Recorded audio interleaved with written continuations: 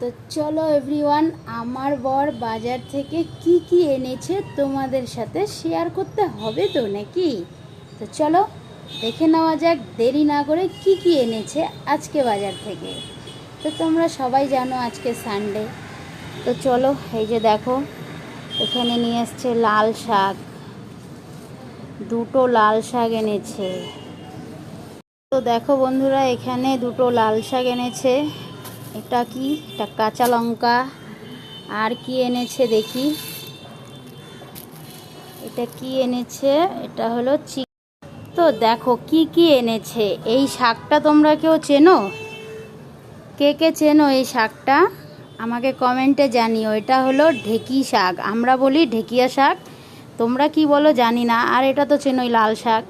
পেঁয়াজ, রসুন, কাঁচা লঙ্কা, আর এটা হলো চিকেন এনেছে।